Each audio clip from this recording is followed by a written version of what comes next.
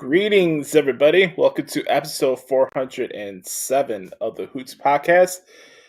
Coming back to the place where this podcast started. I am back in my old house for this week, watching over my Great Dane that's sitting across from me. You can't see her right now, so if you hear the barking or mouth thumping in the background, it's literally Thumper just roaming around here. How's it going, everybody? Welcome to our WrestleMania preview special here for the Hoots Podcast. I believe this is our 8th one that we've done for this particular podcast, and I think 10th overall for WrestleMania preview shows from yours truly over the years. It's been an interesting journey. Last year, I didn't get the opportunity to cover WrestleMania because I didn't have a job. The year before that, I was in Dallas for WrestleMania 38. It was a lot of fun. Then the past couple years prior to that, I was doing my articles and stuff at home. But it's, being here this week to watch over my dog and be back in this environment where this podcast started has brought back a lot of memories and a lot of time of reflection and stuff like that. And it's kind of fitting that this week that we're doing WrestleMania here, and I'll be doing my articles from here this weekend, and it should be a good time, man. But it's WrestleMania 40. For those who are going to watch live here on Facebook or YouTube or anywhere you're watching, even on Twitter X, if you guys want to interact with us during the show, you can. Just come say hello. You can ask me any questions that you like, positive, negative. It really doesn't matter to me. And I'd love to hear from you guys, though. Hit me up with some predictions. What matches are you looking forward to the most when it comes to all the events that will be documenting this Saturday and Sunday in Philadelphia? It's already been a busy week for me. I am raring off the jet lag that I have for my recent trip to Puerto Rico. Very fun experience to have with my dad's side of the family, Lopez family reunion. I think this may have been the first time that we ever had that type of trip where everybody within the immediate part of my dad's side family went out of Chicago for a trip, and it was a great time. I haven't been back to Puerto Rico since I was a sophomore in high school, so we're talking almost 15 years now. And it's crazy how fast time goes, but it was really nice to spend time out there with the family. Get it. More importantly to me, one of my favorite parts of the trip was getting to reconnect and hang out with some of my cousins that I haven't seen for a very long time. Life goes in a lot of different directions, and I missed out on a lot of things over the last couple of years. So it was really nice just to catch up with my cousins that I haven't seen as much as I would like to. And hopefully that could change now that we're back here in Chicago. But it was a great time. I had a great time out there. The place that we were staying at was fantastic. I was still able to pull off my walks and stuff like that, and what my regular daily routine goes like these days. I still do that, and it was fun. It was fun. I got to do it and get to see the sunrise from Puerto Rico, especially where we were staying in Humacao.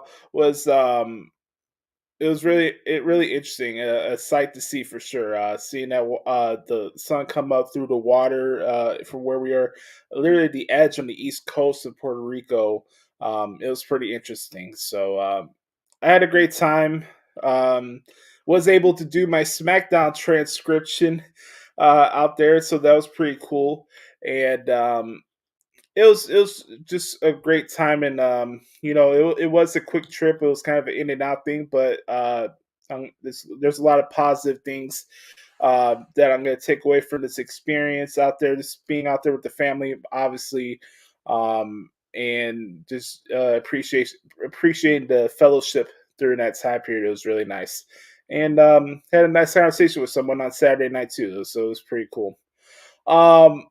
really quick before we get into the wrestling stuff this week, I do want to say really quick that you guys could do a lot of things to help expand the reach of the show. First and foremost, if you're watching this live on YouTube, please do us a favor, like this video and subscribe to our channel as we're on the road to 1,000 subscribers on our YouTube channel at the Hoots Podcast. You can follow us there as well, by the way. Also, if you would like, you could follow the podcast on Spotify. Pretty simple ordeal there.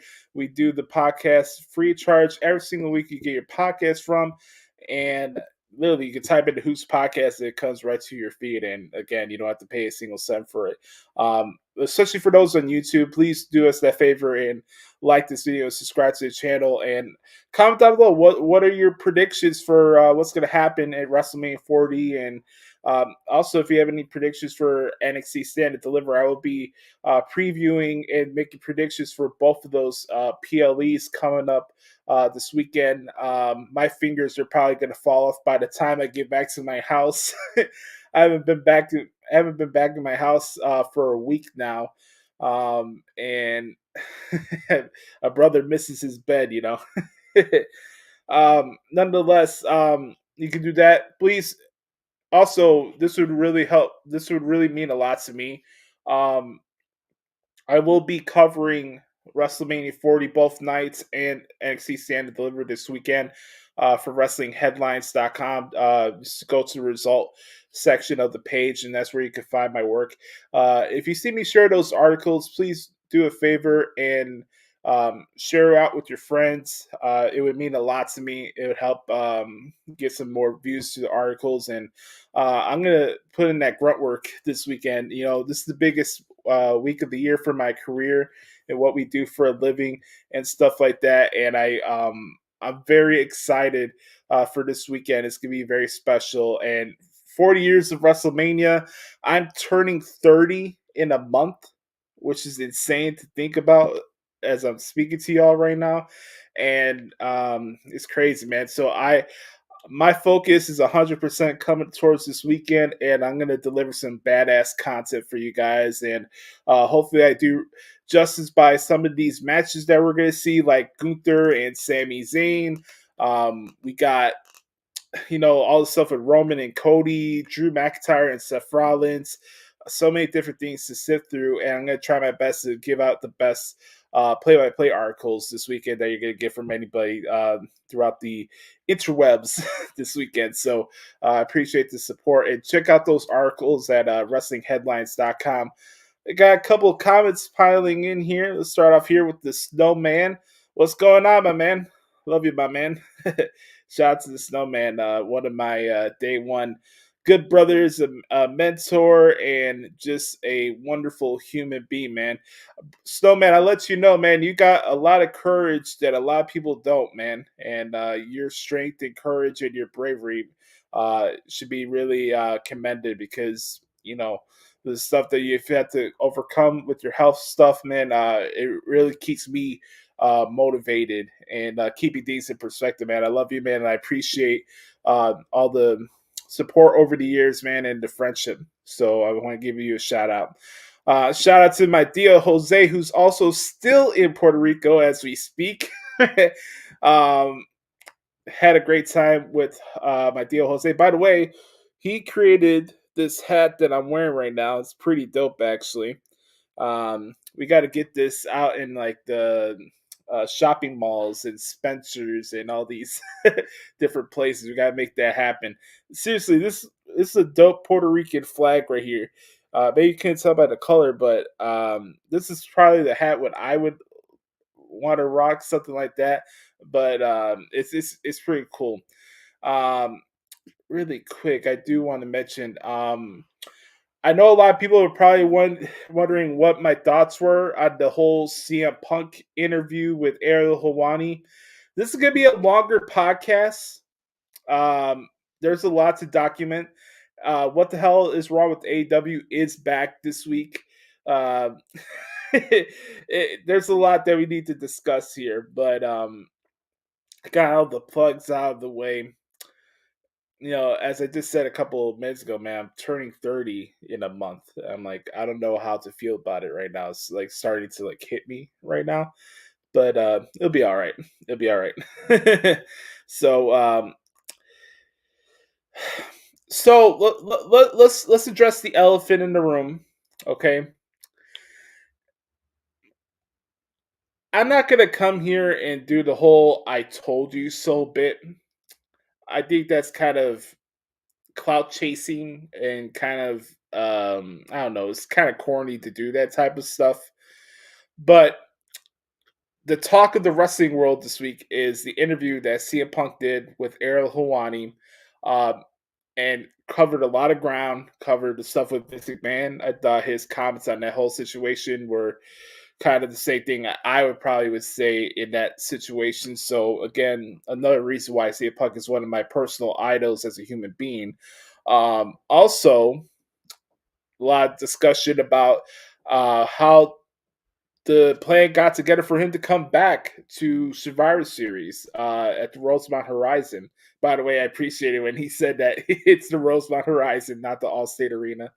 It's a Chicago thing, you would understand. But it got into the questions everybody had been wanting to know. Questions about what happened during his time in AEW. You know, what happened? And the thing here that I would like to talk about here today with you guys is not more of a "I told you so" thing, but kind of give you another reminder as to why you should be listening to this podcast more than a braggadocious "I told you so" situation. I don't take pride in having other wrestling companies that are not the WWE look bad. That's not what I do. That's not my thing. Um, but myself and Brother Carter have got a lot of flack over the years for our "What the hell is wrong with AEW" segment over the years, and sometimes I get painted with the hater tag towards AEW. I get painted as the guy that wants the company to fail and go out of business and stuff like that. And I only rock for one wrestling company, which has never really been the case. But you know in a lot of these clips that I'm going to play for you right now, because we're going to break down this interview for the first part of this show. And it's not just "I told you so." It's the merit and base of why we expressed the thoughts that we had about the company at that time, especially when he was there before the brawl out situation, before the nonsense with Jack Perry in London. So here we are now. He's back in the WWE. First and foremost, before I get into this interview, I want to give a shout out to excuse me. I want to give a shout out to Ariel Helwani. I know many of you that have been listening to this podcast know that this is the interview that I've always wanted. This is the interview that I was shooting for, and something that I wanted to have for this podcast. It kind of be like our crowning achievement to have an interview with CM Punk, right? I threw it out in the universe. I shot my shot, if you will, more times than not. In my case, when I shoot my shot, it goes in the opposite direction, unfortunately. But that's life. But I'm really happy for Ariel that he got the interview that I wanted to do with CM Punk. And what you saw on Monday and listened to on Monday on the MMA Hour was practically just about 90% of the interview that I wanted to do with CM Punk. If he was on this show. And I gotta give a lot of respect for Ariel Helwani. He's one of the very few actual media members to cover um, professional wrestling with substance and not agendas. And the questions and the brevity of the questions and the layers behind those questions I thought were fantastic. You should watch it in its entirety. It's almost 2 hours long. I guess you can even call it the podcast if you want. That's how long that interview was. But we're going to break down this interview. And again, I don't want people to get the vibe here from this week's episode that I'm just going to be the "I told you so" guy, because that's not what I do. My ego's not that big. I don't need that. um, I don't need that in my life. But me and Brother Carter got a lot of flack in regards to our stance, if you will, towards all elite wrestling, and we're gonna play this. So let me pull up the screen share here option, and we're gonna do this right now. So right now we're gonna break down this interview that Punk had with Ariel Helwani on the MMA Hour, and this is more focused on his time in AEW and the All In incident. So let's play here. 2023, London. You arrive in London. Yeah. Oh, I forgot about this. Yeah, go ahead. How does that go? What happens? There's nobody there to pick me up, and it's not a big deal. I just got on the tube, and I was like, adventure, And you have to figure it out for yourself. Yeah. Yeah, but that part was fun. But it's completely irresponsible as a company to, leave somebody stranded at the airport. But, I understand the sentiments. People, all the smarties on Twitter, like, oh, can't you just take an Uber? Will you, big crybaby? I never cried about it once. Not once. How do people find out about these things? Well, there were fans on the tube. Okay. They're taking pictures. I'm sitting there. I'm just sitting on the tube, and I'm just like, this is neat. You feel like adult? I'm still the guy. I when I fly in and out of Chicago, I take the Blue Line home. Right. I'm not trying to, be super fancy and shit like that. Where are you backstage? Jack Perry's on screen, and he says, "Real glass. Why don't you cry about it?" Where are you when this is said? I was in my locker room. Did you feel like that was directed at you? Yes. Why? Okay, it obviously was directed at me. Well, because so for those that may not know, apparently he had a trip planned. He wanted to use glass. You were consulted. You said, "Why would you use glass?" Correct me. You lived it, so I'm trying to bring people up to speed. This is one of those things where it's just like there's all these rumors about NDAs. Yes. There's a big difference between not being allowed to talk about some shit or just not wanting to talk about it.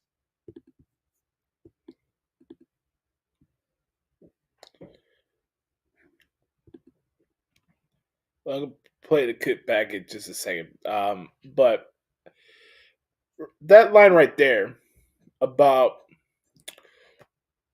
what you can't say, what you...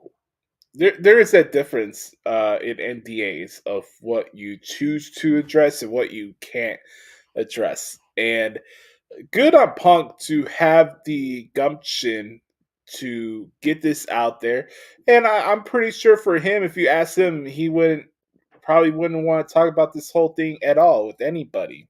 And I respect his perspective towards my field, if you will, because there is a lot of bullshit and a lot of agendas and a lot of nonsense that comes with the content that comes through a lot of these podcasts and websites and stuff like that. And that's unfortunate, but there is a dark cloud within my field of wrestling media and wrestling journalism, if there is such a thing.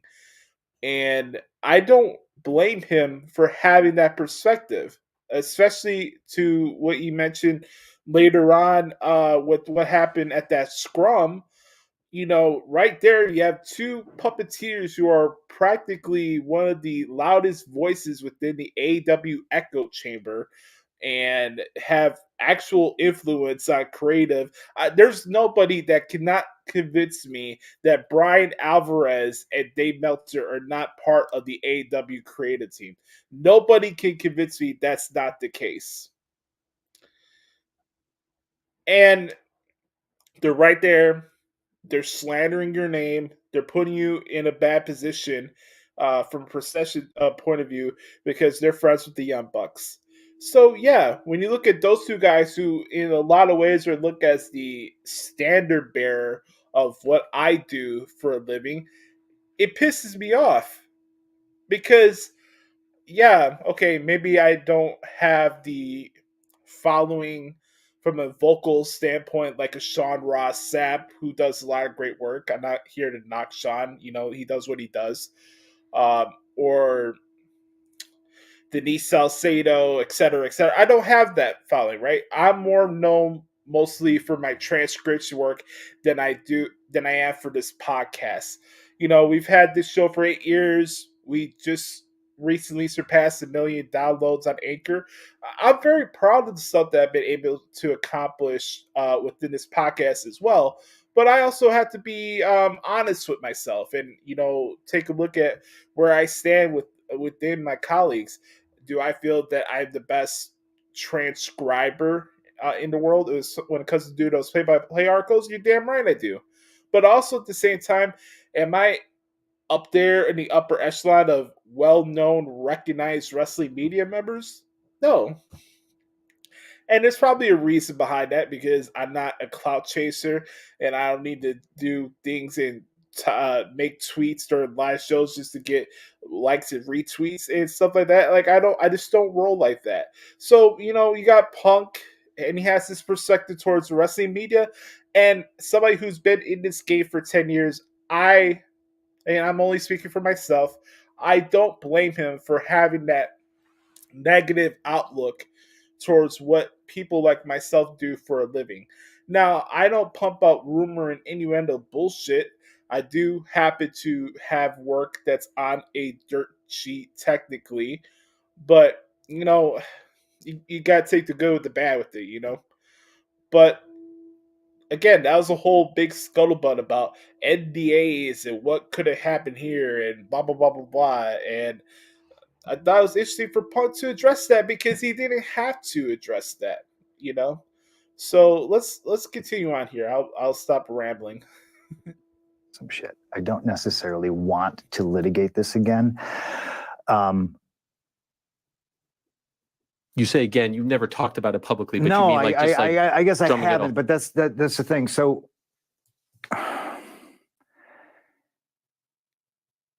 Tony's big idea was separate show. We're going to separate everybody. And I said, that'll never work. Just let me go. Just get me out of here. Just pay me my money. I've already been off TV. I hurt this arm. Just get me out of here. No, I can't let you go. Why? Just let me go. Who cares?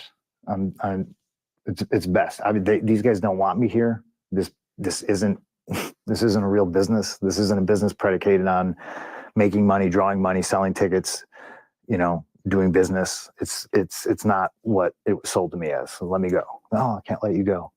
I'm going to do this new show. You're going to have blah, blah, blah. And then the second day we have this show, I'm sitting in catering, minding my own business. And Tony Schiavone comes and gets me. And he's like, hey, I really need your help. And I was like, what? He's like, Jack is, cussing me out. And he's cussed out Mike Mansouri and he cussed out Daryl from production. And he's cussing out the doctor right now. Why?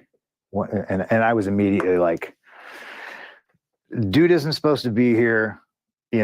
I was told people are getting separated, so there's not problems, and you don't want me involved in this because just like everything else I've explained before, like y'all need to handle this because if you don't, I'm going to handle it, and you're not going to like the way I handle it. Prophetic words. So he's begging me now, please. He drags me out of catering. I go up. Hook and Jack are doing an angle. I don't know anything about Jack going on vacation. All I know is there's a litany of people that don't want, they work one day a week and they don't want to. So they want to show up and wrestle and then film vignettes and then sit at home for 4 weeks. Great. Not my company. Do what you want. But not on my show. That was my attitude. So I said, Tony, you really want me doing this? Yeah. And I walked up to Jack and he was sitting in a car. What he wanted to do, it was a rental car. What he wanted to do was smash the window of the rental car with a pipe. And I was just like, all right, let's bring it back here. I'm going to apologize in advance. My Dumpy here is snoring a little bit. But I was going to say, one of the things that me and Brother Carter have really expressed of like frustration from our point of view is that, yeah, we're not in the wrestling business. We're not going to come here and try to act like we're smarter than everybody else and that we have a better perspective on everything and we have all the inklings of what's going on and what isn't. But when it's so obvious when you watch the show, or in my case, for a lot of years that I was covering AEW when they first started, a lot of their shows, a lot of their pay-per-views, and you can see it right in front of you of what the problem is. But a lot of people within my field were putting a blind eye to it because it's a new company. It's not run by Vince McMahon, and we're gonna try to make this come off with the vibe of something that it's not. So you look at everything that's gone on with AEW for the past 5 years, stagnated ratings, piss poor ticket sales, a vibe of TNA with a mixture of ECW and WCW in between, and then you got never-ending PR issues, whether Sammy Guevara getting in fights, being reckless in the ring,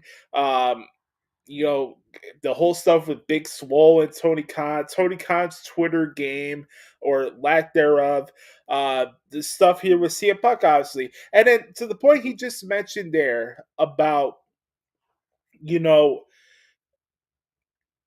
the boys, having power in the structure of the company. And we've said it for so many years, and it was said about WCW in the past. The boys should not be running things. I don't have to be in the wrestling business to know that. The evidence is right there in front of your screen. It's what we watch every single week on TBS. This is what we saw with WCW. When you have the inmates running the asylum for a startup company, because everybody wants to make the excuse about them being a young company.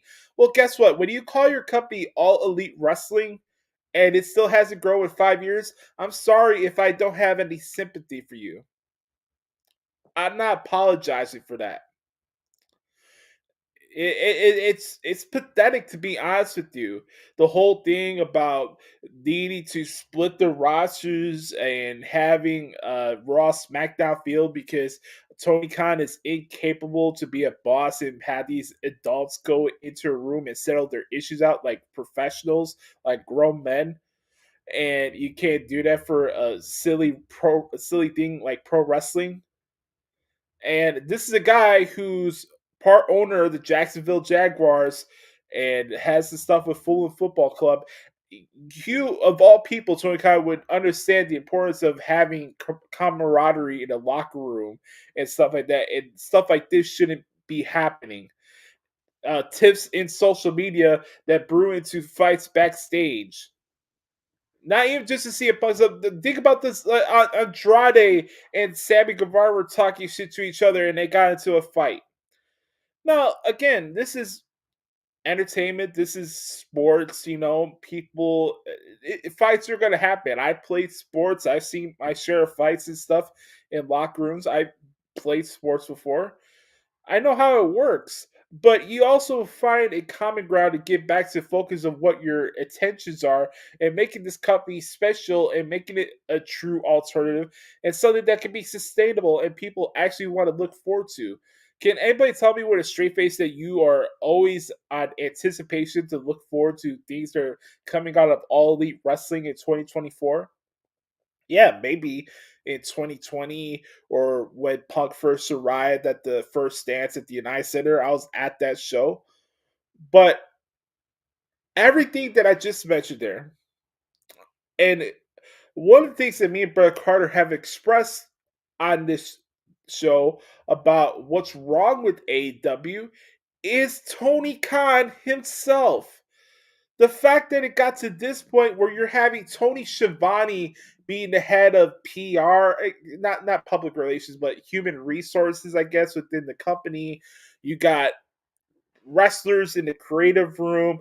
I'm sure you got Alvarez and Seltzer and other dirt sheet writers attached some way. I mean, Will Washington is working there, and it's not a knock at Will, but facts are facts. You have a wrestling media member in your creative team. How can people take you seriously? And again, this is not a knock towards Will. Will is a great person. He busted his ass for over a decade and a half with his podcasting stuff. The guy is very talented. I see a lot of myself within him with his recall and retentive memory and stuff like that of Just have great memorization skills. I see a lot of myself in Will when I watched Grassity and stuff like that. Did I agree with everything that he had to say? No. But again, I'm not here to knock Will Washington. I don't think he's bad for the wrestling business, but from an optics standpoint, when people already point out the flaws in your programming and one of your solutions is to bring in a dirt sheet rider and into your field, and then you got the Chris Jericho influence, then you got bringing Bryan Danielson, who is viewed as a messiah and he can do absolutely nothing wrong, and his perspective is the only thing that's right in professional wrestling. I don't buy into that shit. I know Bryan Danielson has a high opinion of himself, and he's one of the best technical wrestlers of all time, and I'm not going to come here and deny that fact. But technical wrestling, a guy who said Dean Malenko was one of his driving forces for how he shaped his character, it's not somebody that I'm going to run to for ideas for creative for producing television each and every single week. I'm just being honest.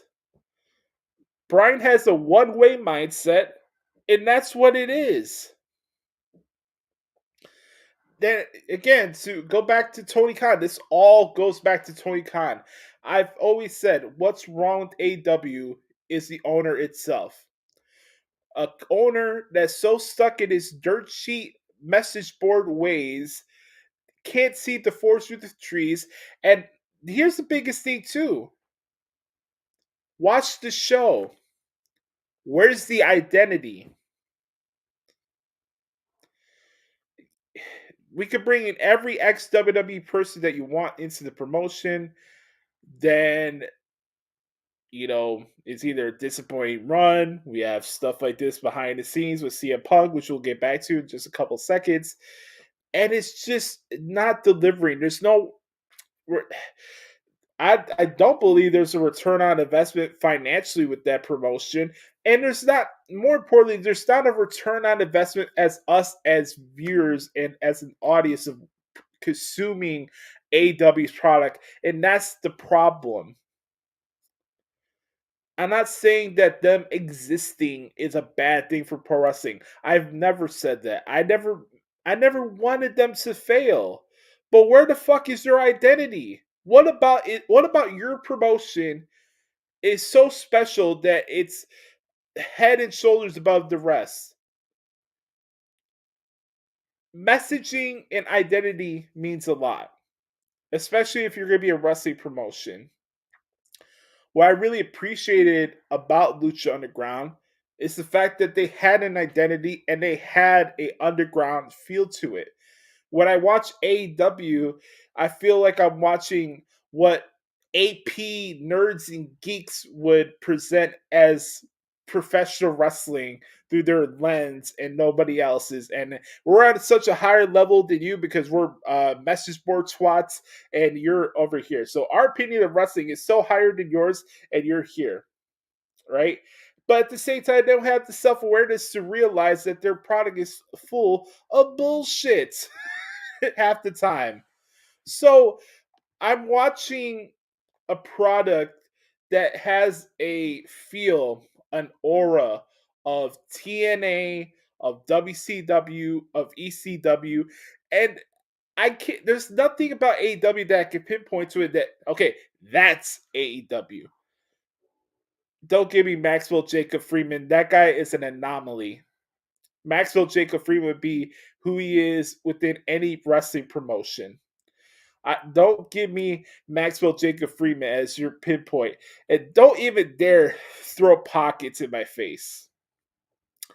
But let's continue on here with this interview with Punk. Let's see what else he has to say about this. It's a rental car. And I very politely, because I like Jack, I was just like, Doc's told you no, Daryl's told you no, Mike's told you no, Shivani's told you no, and now I have to tell you no. And apparently you've cussed them all out. So I'm telling you no. We don't do that here. If you want to do this, go to Wednesday and do it. Right? And he had no problem. He said, okay.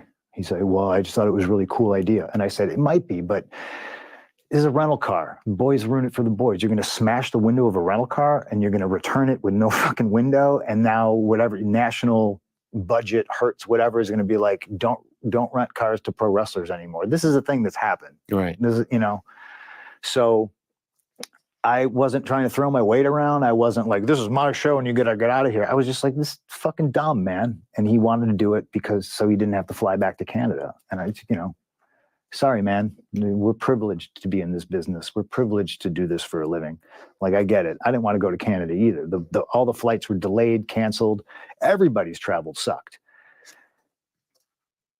But to come to this new show when everyone's supposed to be separated, to get rid of all the drama, and then, swearing at the doctor because the doctor's like, it's real glass. You're going to, like, shit's going to go in your eye. Like, and I get it. I used to be that kid that was like young and I want to do this, but there's a safe way to do it. And I politely explained that to him. I didn't raise my voice.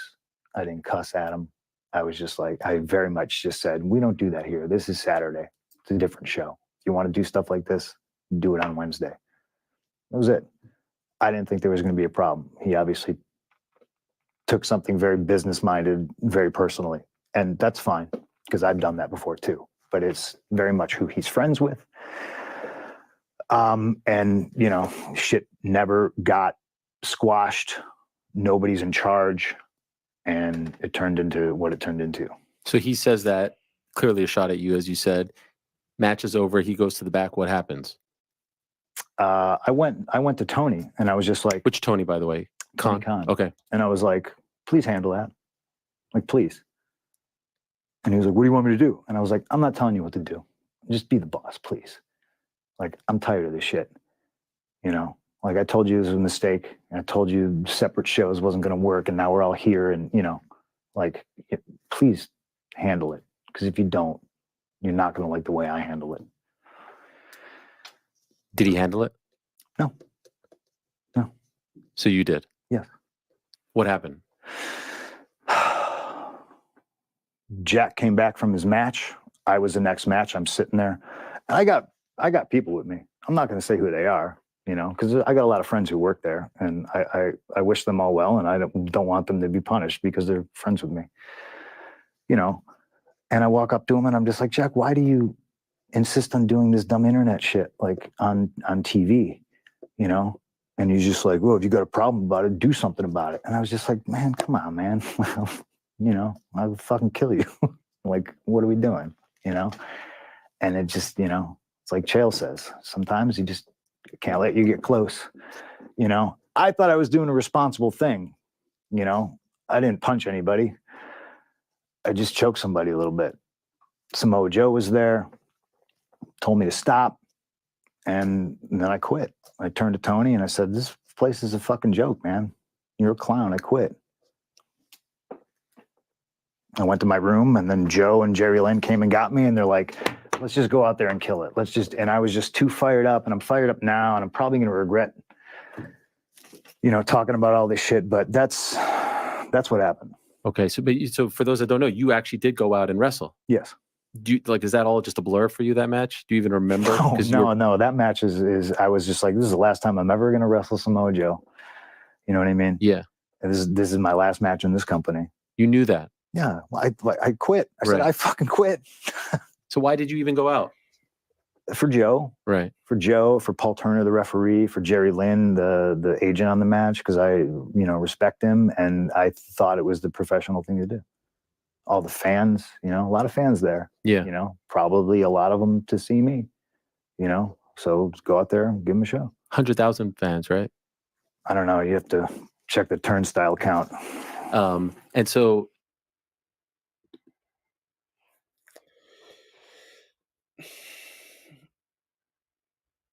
I mean, everything that Brett Carter and I have expressed in what we've seen in real time, not 2020 hindsight, in real time, if things progress, or in this case, degress within the means, not only product-wise, but behind the scenes with AEW, we've hit the nail on every single theme. And it's not a I told you so thing. It's a why you should listen to this podcast thing. I've been covering this industry professionally now for 10 years. There's a lot of people that put a blind eye to certain situations with certain trends and stuff, and just looking things from a surface level point of view and face to face, real deal stuff.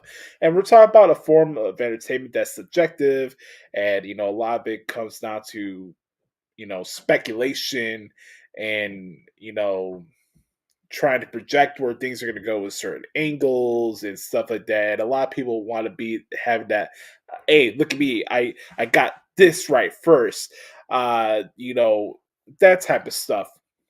And there's a lot of nuance and there's a lot of substance that gets tossed aside in a lot of ways when you listen to shows like this, or you go check out a podcast, or you check out a live show from a wrestling website.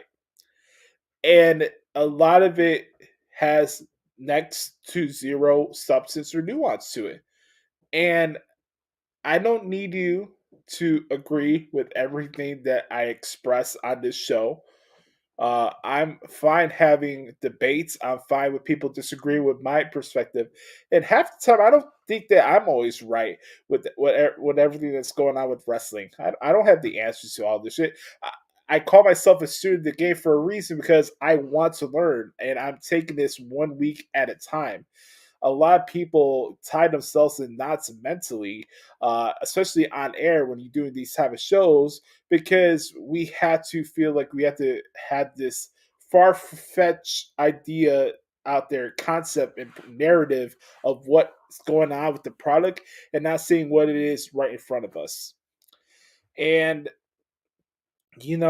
all the pontifications in the world, everything in between, it's just so ridiculous.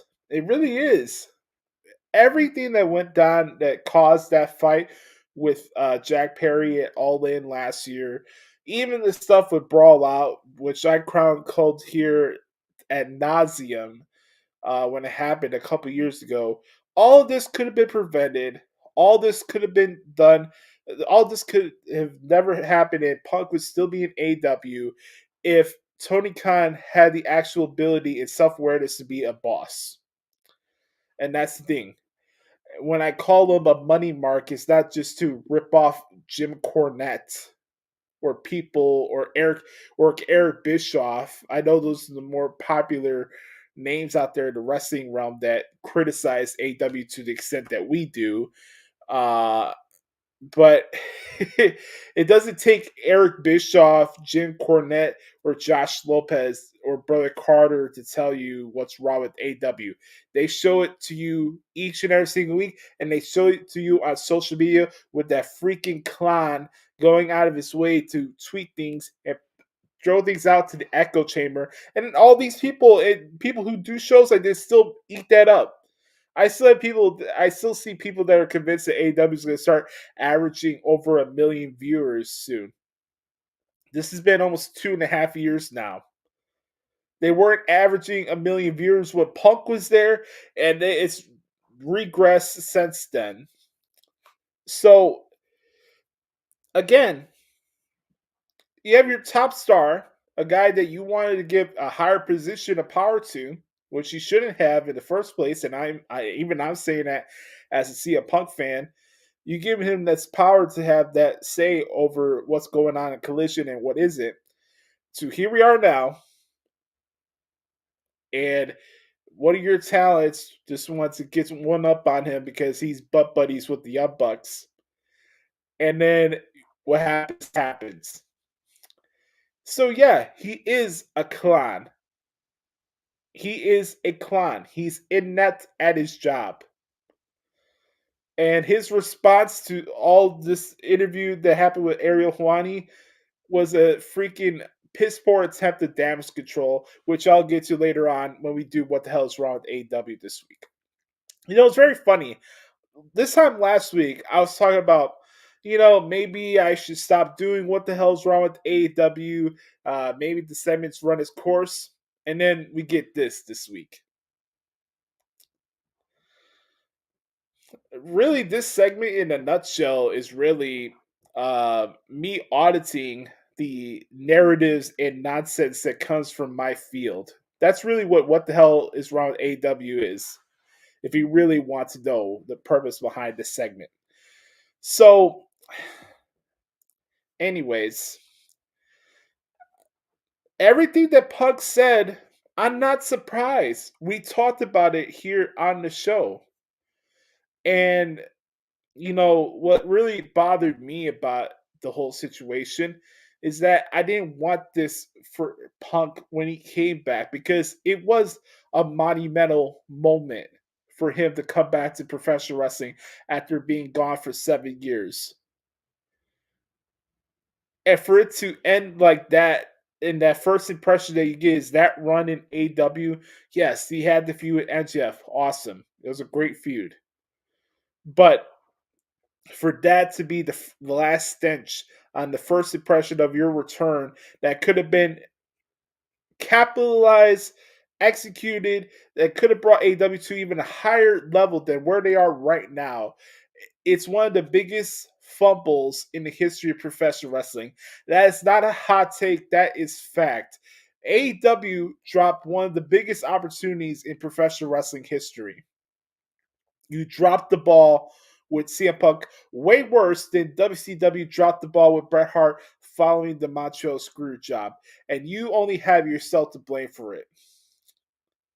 So, with that being said, this is why you should listen and watch the Hoots podcast, because I'm not going to come here and mislead you about what's going on with this promotion.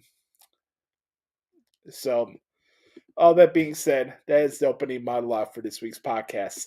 When we come back, we'll get to what you guys we'll get to what you guys came here for this week and give you some preview and predictions. No, for WrestleMania 40 and NXT Stand and Deliver right here on episode 407 of the Hoots Podcast. By the way, 407, that's a great area code. Be right back.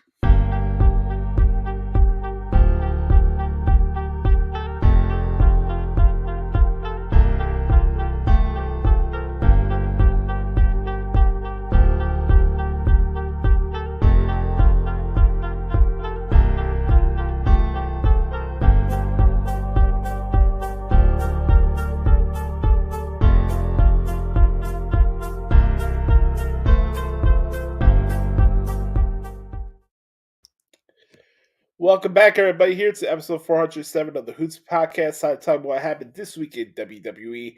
We are just about 48 hours away from WrestleMania 40, night one, from Lincoln Financial Field in Philadelphia, Pennsylvania, and a little less of 40 hours away from XC Stand and Deliver as well. So we got a lot of stuff to discuss. For those who are watching live here on YouTube, Facebook, anywhere, please like this video, subscribe to our channel, so we're on the road to 1,000 subscribers. Also, don't forget to comment down below, give me your predictions for WrestleMania 40 this year. I'd love to see what you guys are looking forward to. What is your conspiracy theories out there? I'd love to hear from you guys this week as far as what's catching your eye for WrestleMania 40 this year. And we're going to be talking about that in detail right now this week in WWE. First and foremost, I do want to mention really quick that, The Rock has been doing a lot of interviews recently. Rock did a piece today on ESPN, I believe. The Rock had an interview chronicalizing, his recent return to WWE and what's to come down the road for him in his run with the promotion. Pulling up some tweets here for the articles because I can't read the entire thing, but Rock was doing interviews, and here we go. So first, let's take a look at some of these tweets, shall we? I got them right here. Give me 1 second. And bam. All right. So first one here, we'll take a look here. Give me 1 second. Got it right here. Bam. Cody Rhodes. I got to tell his story. So here we are at WrestleMania 40. What can we deliver for them? How can it be unique? How can it be different? And how can we still put on the biggest WrestleMania of all time? This is a really great piece on ESPN. Cody Rhodes was also doing the media rounds this week. And he was, I think he was on First Take yesterday, if I'm not mistaken. So that was pretty cool. Let's continue on here. He says, this is a very interesting line here because what's his status going to be following WrestleMania? I'm not off the board after WrestleMania. I'm still on the board and I always will be a part of this, and we are in it now. This is our thing and will forever be our thing. And that's been a $1 million question, right? What's going to happen with The Rock at the WrestleMania? Will you see him at SummerSlam? I believe there's a couple of movies that he's going to be filming after WrestleMania this year. But you just heard it from The Rock right there. He's going to be around. I think there's definitely a possibility down the road where The Rock is probably the highest level executive at TKO. In some ways, The Rock is owning WWE right now. He is the final boss. So, it's great to have The Rock back. I've been singing his praises. His work in this build towards WrestleMania speaks for itself. But it's great to have The Rock back and to see how you could tell in his eyes. You could see how genuine it's been for him that he's been this excited for what's going on for WrestleMania this year, and just for him to be back in the fold right now with professional wrestling. And once a wrestler, always a wrestler. So that's pretty cool. Let's not waste a lot of time here. You know, I could go over stuff from Raw and SmackDown, but you guys are here for some predictions and some analyzation work, if you will. So I'm going to give that to you.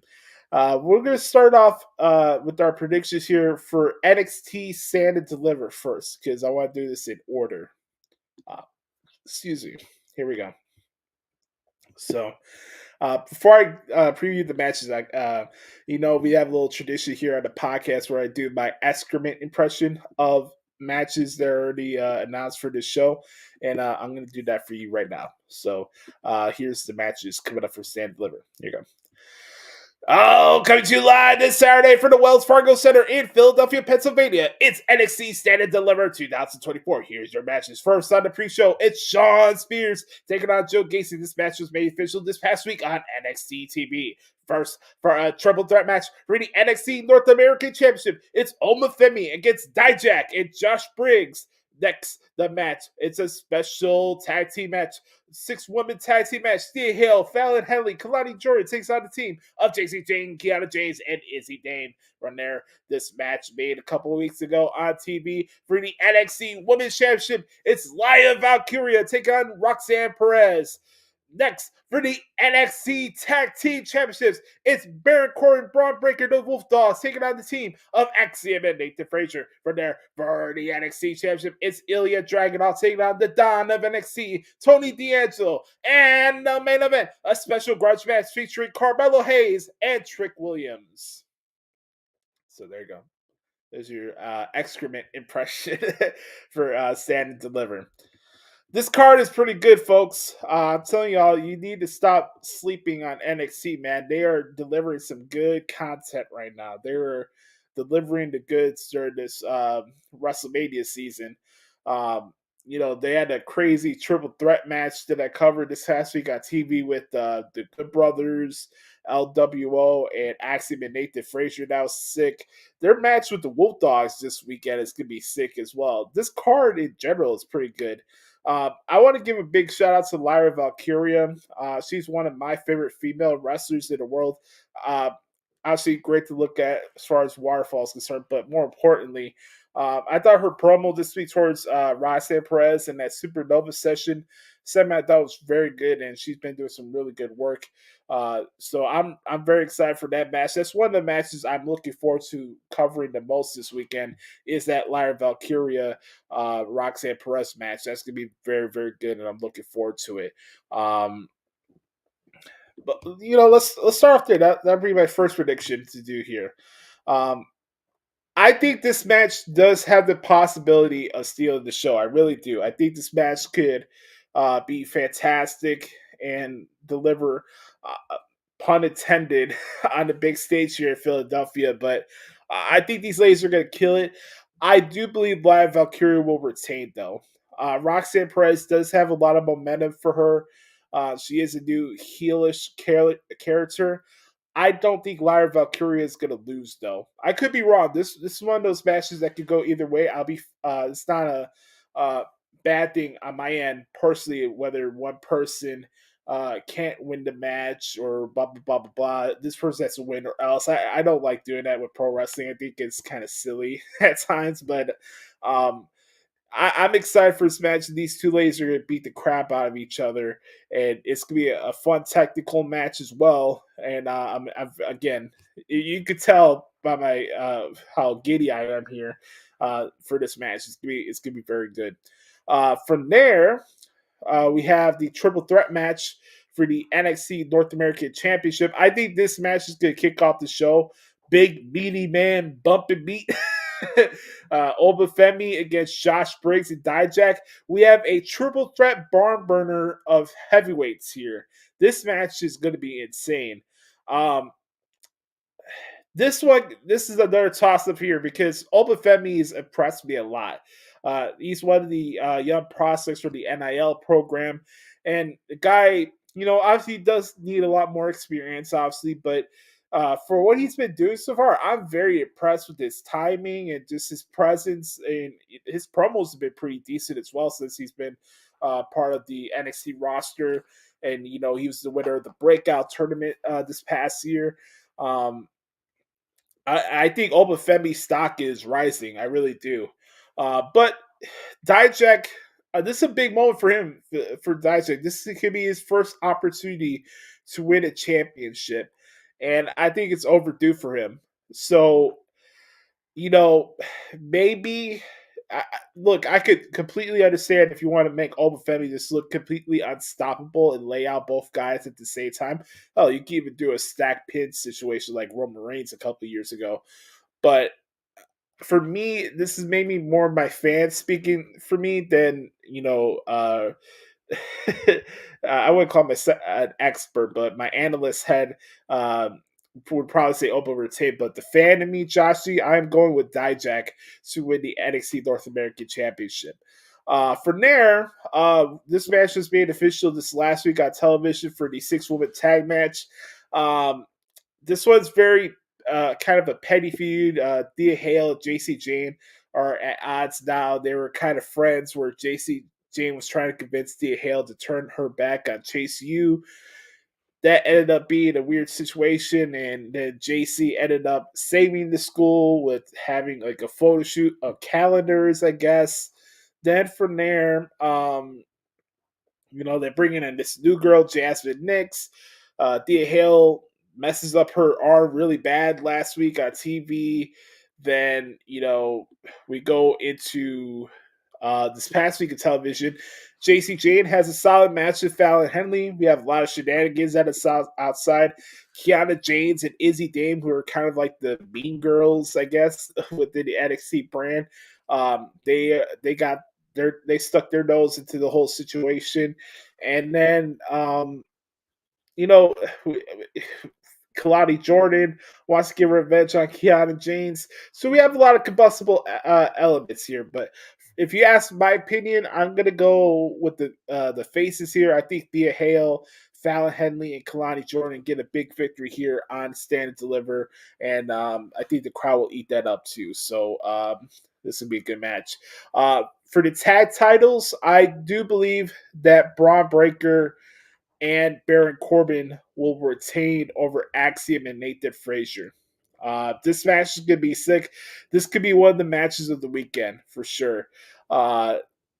Breaker and Nathan Frazier in the ring at the same time is going to be fantastic. I think Corbin is going to get a lot of praise from a lot of fans this weekend, which is going to be long overdue. Which is going to be pretty cool too to think about it, because if you look at Corbin especially, since he's been in NXT, I think for him having this platform this weekend for WrestleMania for him, and seeing how the development of this tag team has come together, I think it's pretty cool. So, yeah, I do believe that Corbin and Breaker will retain, but this is gonna be a very good match, and hopefully I can get all the moves down because sometimes doing those matches with Nathan Frazier and Axiom can be a chore for me sometimes to transcribe because there's so much going on. They move so fucking fast that you kind of lose. You can find yourself falling behind the weight size sometimes trying to follow along what's going on there. So that's what it is there. Let's continue on here with the matches here for the show. I got Tony D'Angelo, my bad. I have Ilya Dragunov retaining over Tony D'Angelo. This could be a fight. This could be a physical fight. I don't know if this match will steal the show or whatever, but I think these guys are gonna beat the crap out of each other. I really do. So I'm excited for this match. I think it's gonna be very good. But Ilya Dragunov will retain over Tony D'Angelo. That's my pick there. Then from there, we got the main event of Carmelo Hayes and Trick Williams. Trick Williams is putting down Carmelo Hayes. Yep. Trick Williams is beating Carmelo Hayes this weekend. It's on site. I love their face-to-face segment on NXT this past week on television. I thought it was very, very good and very entertaining. So I thought that was a lot of fun, and I'm excited for that match. I'm excited for Stand and Deliver as a whole. I think it's gonna be a fun night. So those were the matches there for Stand and Deliver. Don't forget you can check out my coverage for NXT Stand and Deliver coming up this Saturday at WrestlingHeadlines.com. Let's take a look at the matches for WrestleMania 40. And you know what was really interesting this week on television on Raw, when I did get back to the city, I had a crazy ass travel day on Monday. I'm not going to get into that right now, but you know, looking at what happened, for me, um, I thought it was pretty cool that they gave out the whole match order for both nights in advance. So I thought that was very interesting. And looking what we got here, we got some nice lineups for both nights. To be honest with you, I know there's been a lot of conjecture about Seth Rollins and Drew McIntyre being a short match for the World Heavyweight Championship. I don't think that's going to be the case. Will it be a 30-minute match? I don't think so.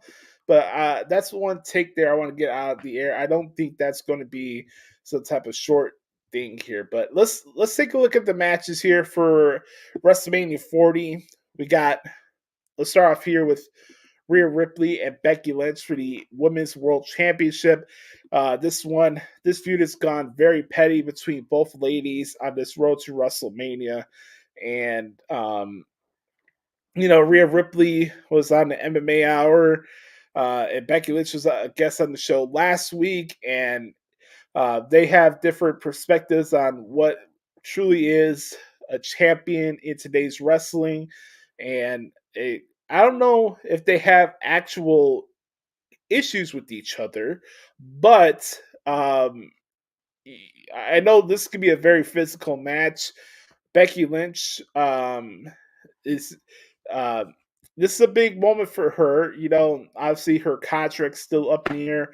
Will she resign? Won't she? What's going to happen with that when it comes to her future in WWE?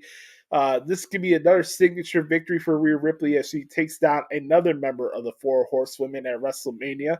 And I think that's going to happen. I do believe Rhea Ripley will retain over Becky Lynch, but this is going to be a very physical match. I'm pretty sure Dominic Mysterio will stick his nose in there somehow.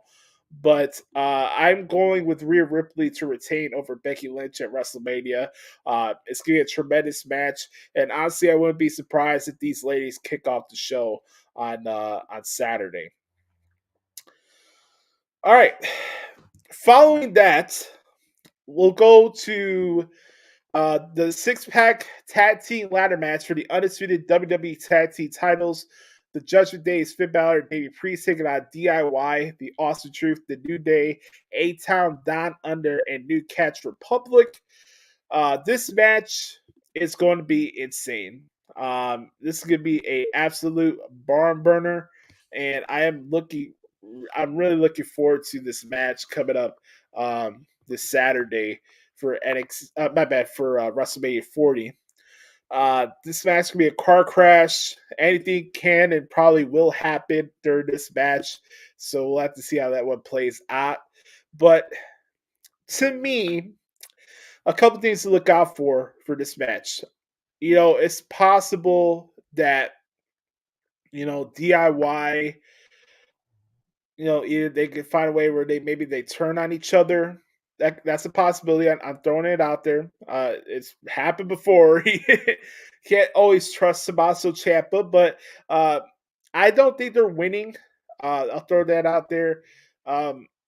What goes down with the Judgment Day? This is gonna be a big weekend for Damian Priest, so maybe you can see a future of where things are heading with the Judgment Day. There's been some kind of awkward tension throughout that group for the last couple of months, and I think that for the most part, I think that Judgment Day is probably gonna be splitting soon. So from there's a possibility. I would not be surprised if Austin Theory and Grayson Waller win this match. But also, they said this match is not over until both sets of tag team titles are removed. So here's the thing: do the Awesome Truth get the Raw tag titles and A-Town Down Under gets the SmackDown titles? That's a possibility. You could have two winners here, and that splits the championships together. We don't have to have one set of tag titles. We can go back to where it was originally for the brand split.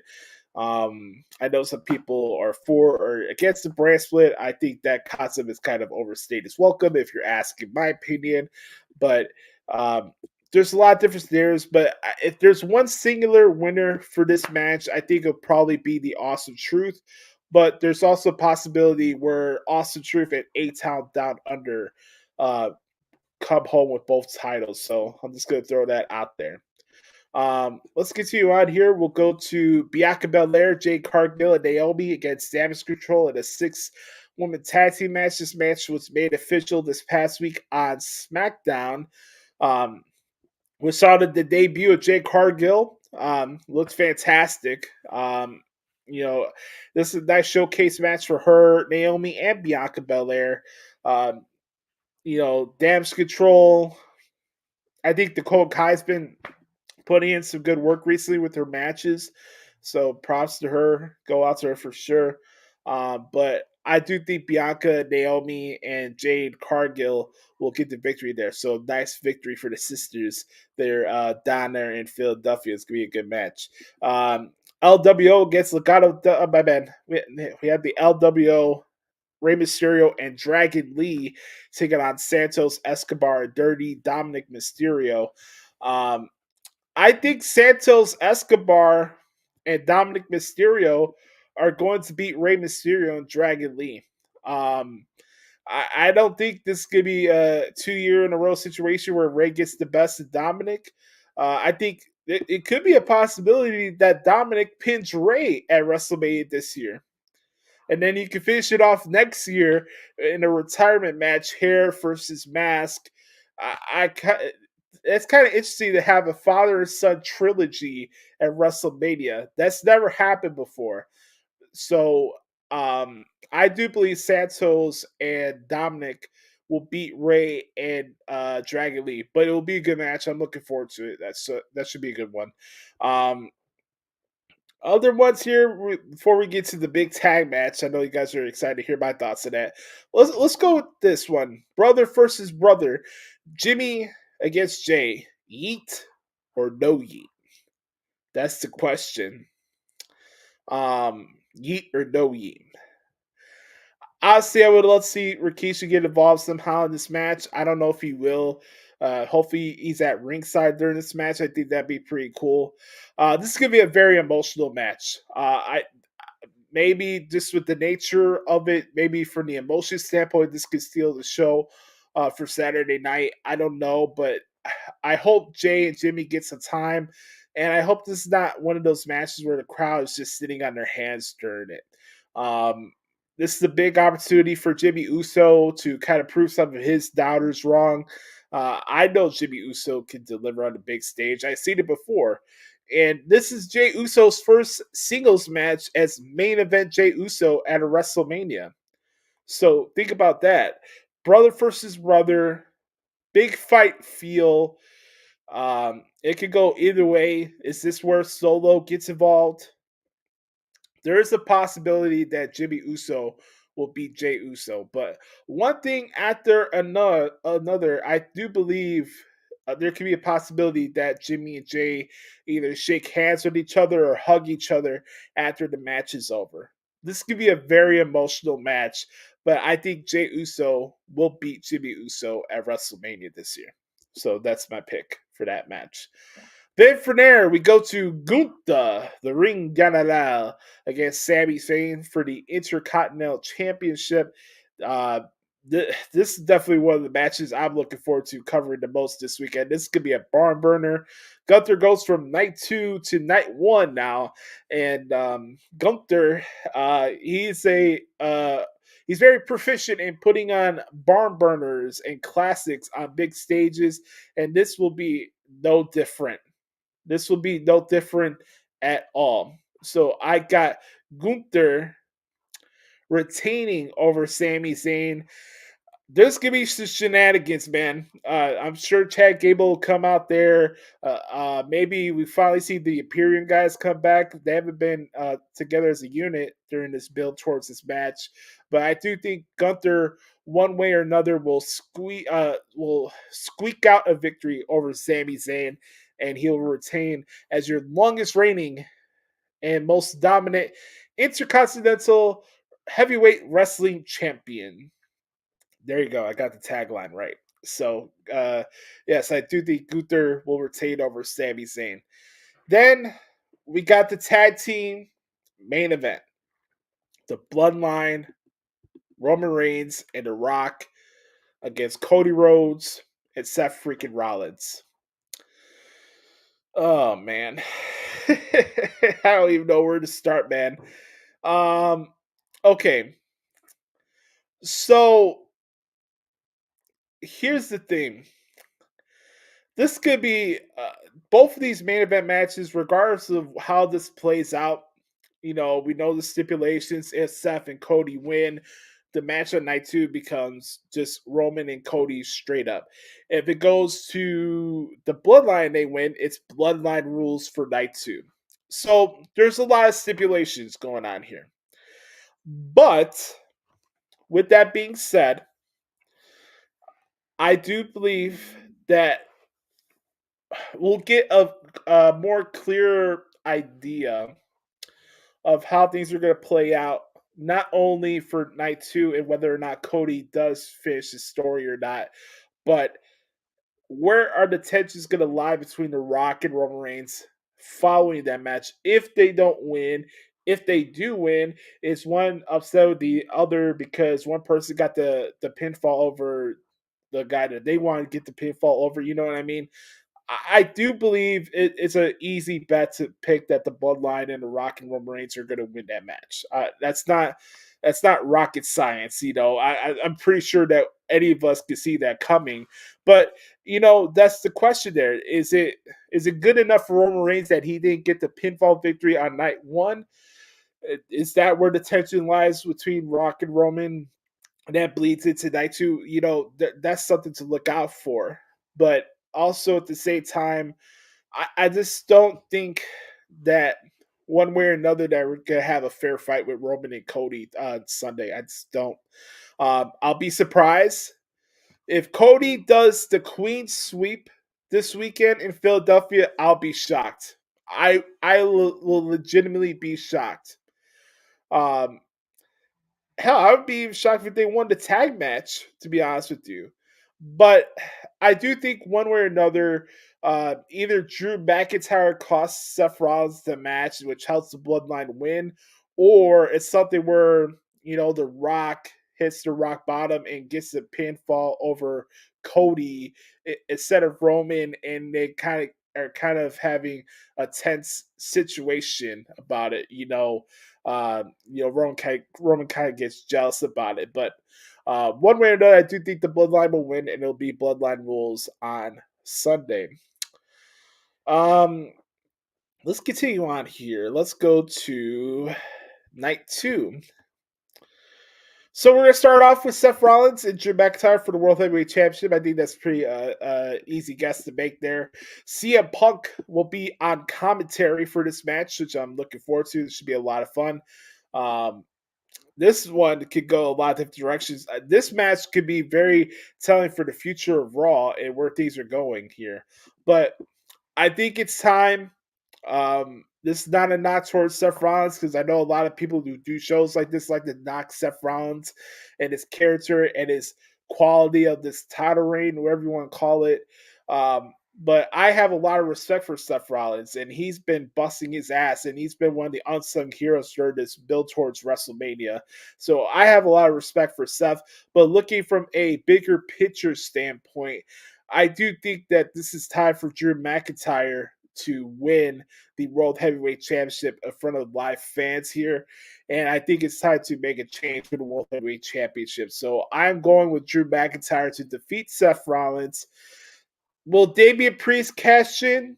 I don't know. We'll have to see about that. I'm not truly sure. It's definitely a possibility, but I do think that Drew McIntyre, one way or another, will walk out of Philly with the World Heavyweight Championship. But Drew McIntyre will win, at much to the chagrin of CM Punk, and Drew McIntyre is going to be a menace about it. Honestly, I will not be surprised if Drew McIntyre does a GTS or an Anaconda Vice or something like one of those Punk moves. But, who knows, maybe McIntyre gives Rollins a future shock DDT on the floor right in front of the announce table, right in front of Punk.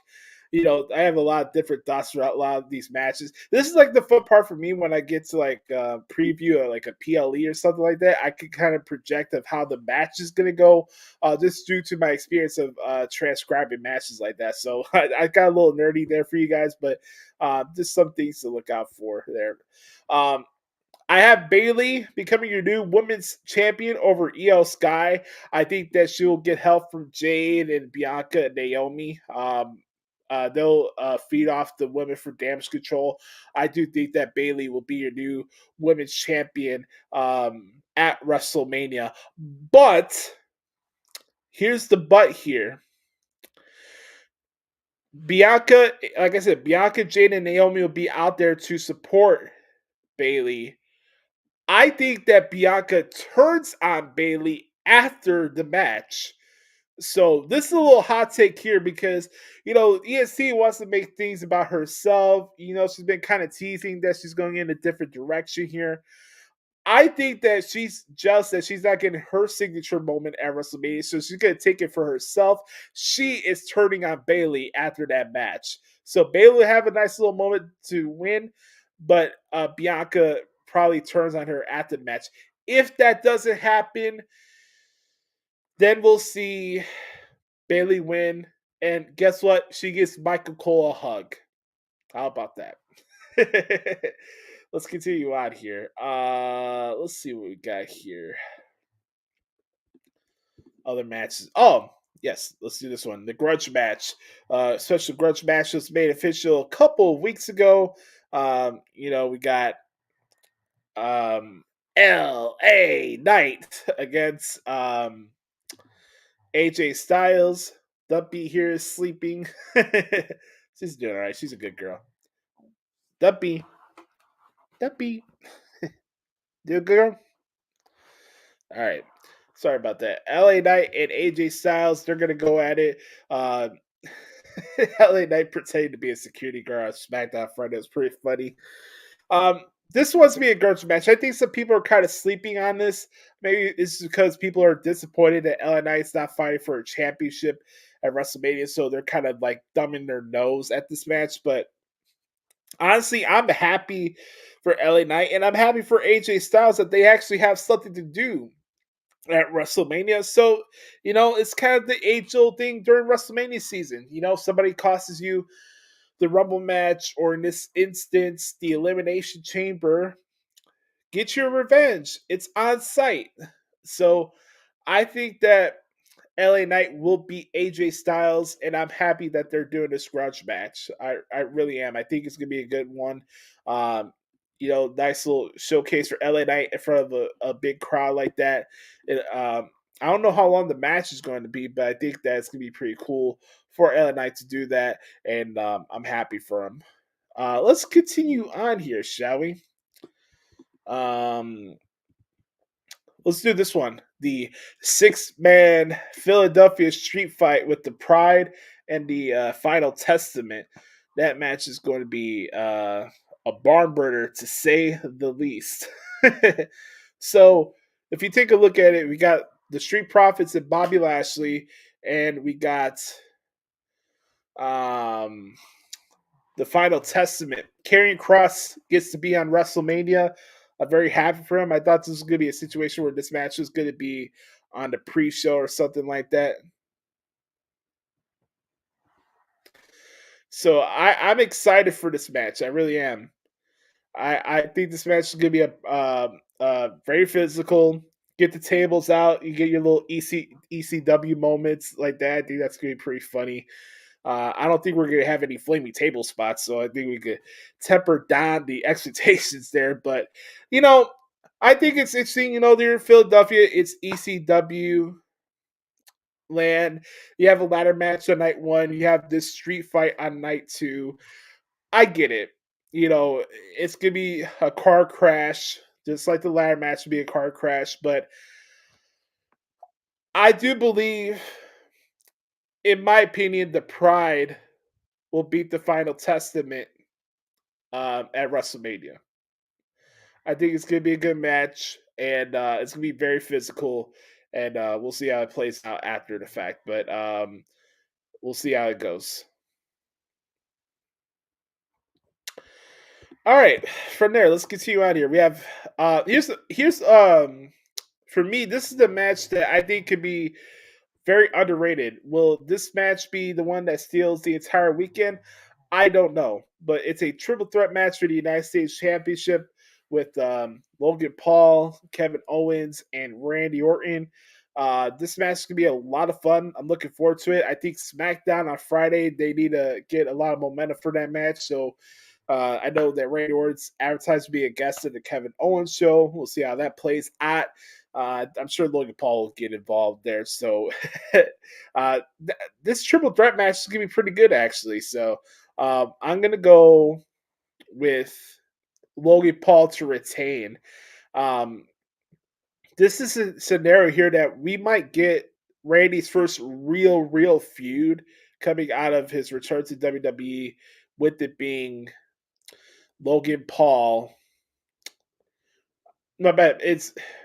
I think Randy's first legitimate feud will be with Kevin Owens.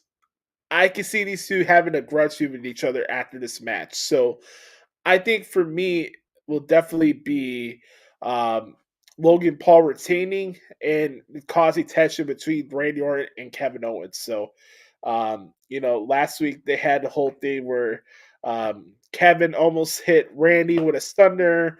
Randy almost hit Kevin with an RKO. I'm sure they'll try to pit, these guys against each other. Logan will squeak out another victory, but I think for sure that Logan Paul will walk out of Philly still your United States champion. So with that being said, let's continue on here. We go from there to the main event. What everybody's been waiting for. The most talked about match for over a year. We got Roman Reigns, Cody Rhodes for the undisputed WWE Universal Championship. Will Cody Rhodes finish his story? I said this last year that Cody would win. I really thought it was going to happen. I thought Cody was going to win. I made the prediction. I was going with my gut feeling and what my heart was telling me that Cody Rhodes would beat Roman Reigns at WrestleMania last year. I fell for it. And I had to learn the hard way to not doubt the tribal chief. And watching that A&E documentary that was just released this past weekend about Roman Reigns, again, opened my eyes again to really acknowledge what the tribal chief has meant to this era of the WWE. And, you know, I could say that, you know, you could go either way. Do the fans become fickle towards Cody if he were to win this match? Is there anybody left to fight Roman if he retains? Do we have another outrage where people are upset and, you know, threatening to cancel the network and stuff like that because Roman retains again? Does it matter if Roman Reigns beats Hulk Hogan's third place standing in the longest reigning championships reigns of all time? There's so many different questions, man. Is it where Seth Rollins betrays Cody Rhodes? Does The Rock betray Roman Reigns? Does John Cena come out? Does Stone Cold Steve Austin come out to fend off the bloodline? Do we have a wrestling version of Avengers War Game at Lincoln Financial Field? I think that'd be insane. I think that'd be a lot of fun. But so many different questions for this whole situation here. But if you ask my opinion, honestly, I do believe Cody Rhodes will beat Roman Reigns at WrestleMania 40. I could completely understand from a business standpoint if Roman Reigns retains. I'll throw that caveat out there. I'm not gonna be surprised. I'm not even gonna say it's gonna be a bad thing if Roman Reigns did retain. But just seeing with the momentum of how things have been going towards this build towards WrestleMania, I think Roman is walking into this situation too cocky. And in some cases, in a lot of times when you have these overarching characters of like Roman Empire leaders and mafia bosses and stuff like that, sometimes those people take a hit sometimes and they need a reality check.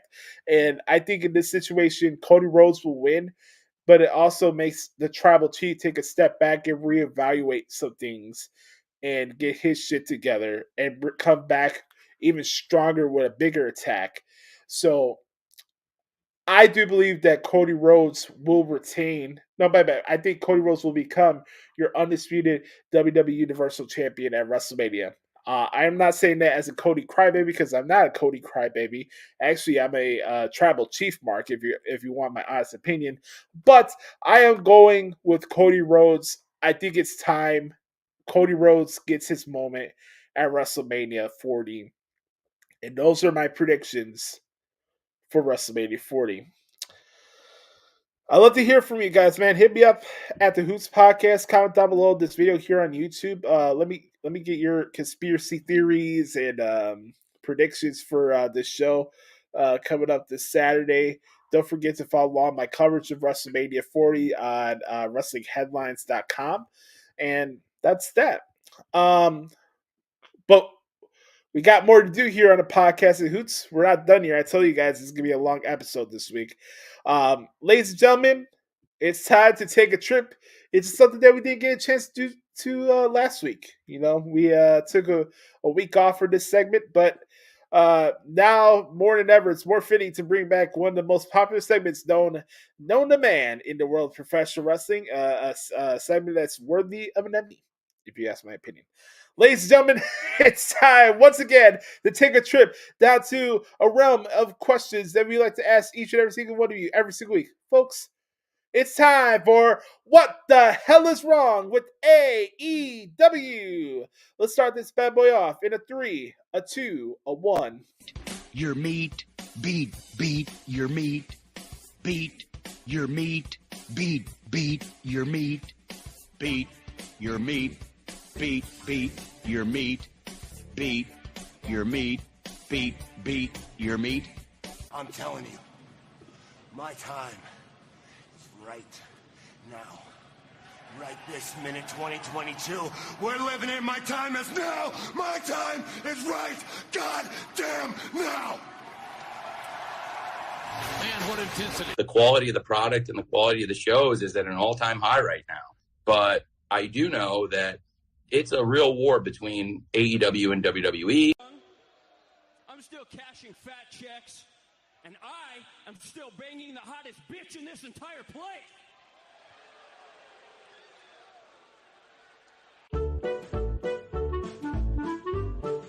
It's time for What the Hell is Wrong with AEW?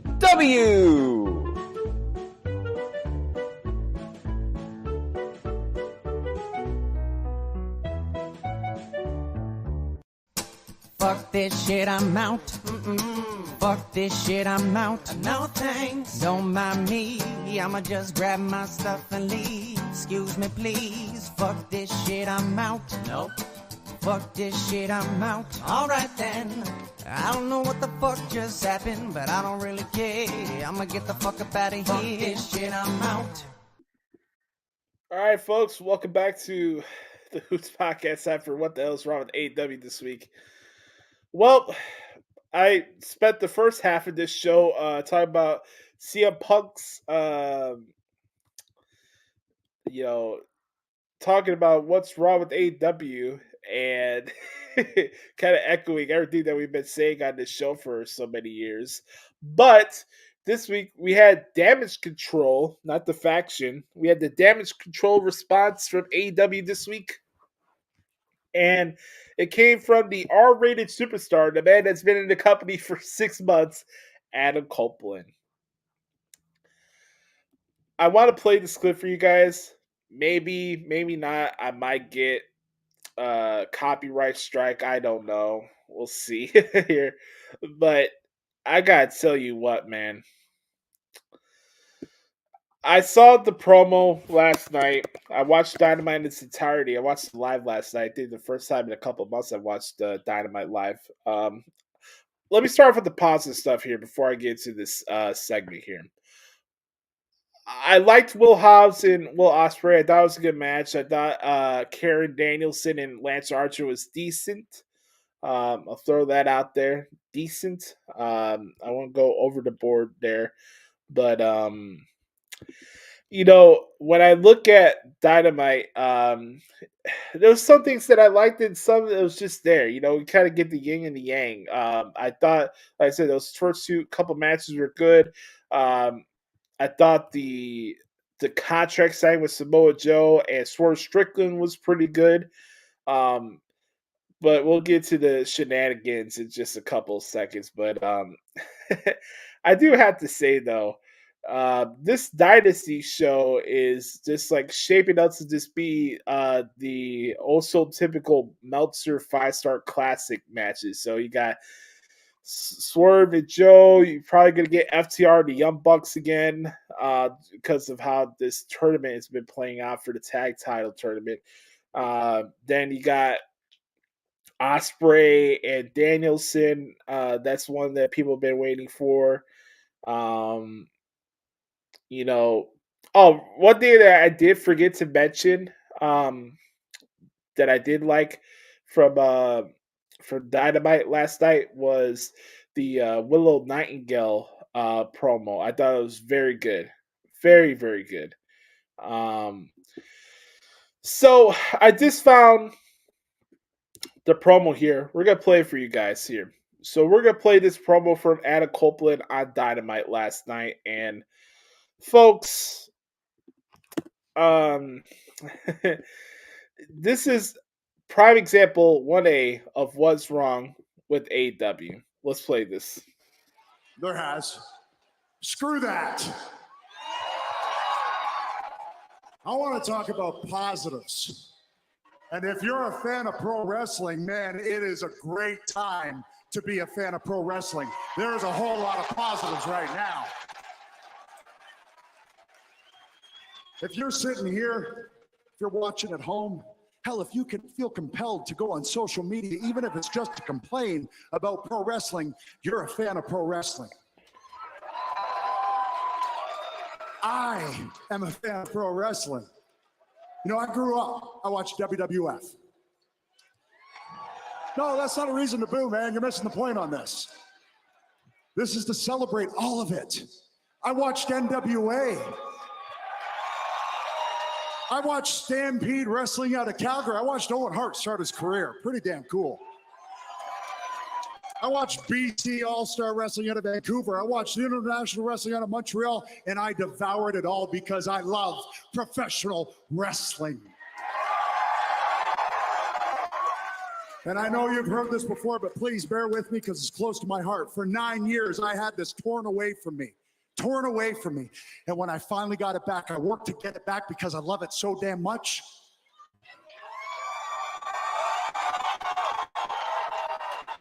But when I sat down and I started thinking about the end of my career, because let's face it, I'm closer to the end than the start, I realized that AEW is where I need to end my career.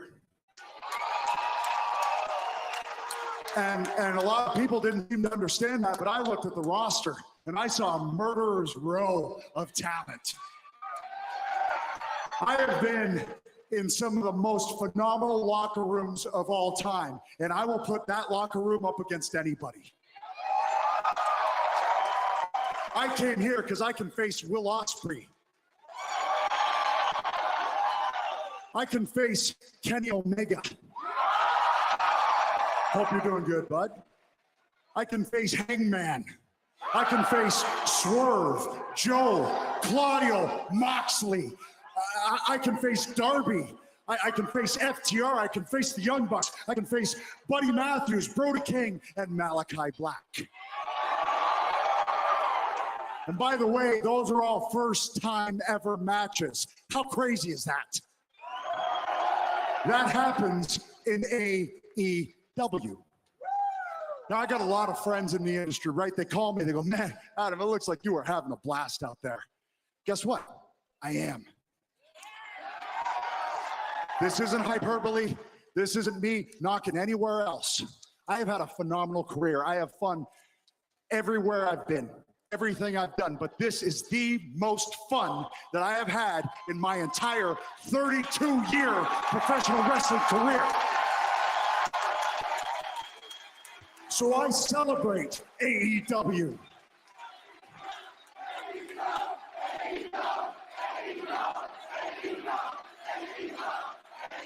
I celebrate the men who started AEW. So yeah, that means the Bucks. That means Kenny. That means Cody. And that means Tony Khan. And that should be celebrated. Those guys are all fans of this, just like me, just like all of you. That ain't a negative. That's not something to make fun of because we love this. AEW has pushed this industry into a better place. AEW has pushed everyone into a better place. It has given more people a chance to do what they love for a living, and that should be celebrated. AEW makes pro wrestling better. AEW makes pro wrestling more fun. And AEW is where the best wrestle.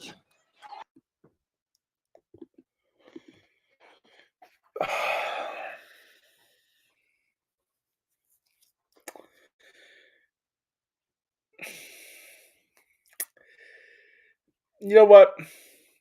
I'm making a change here.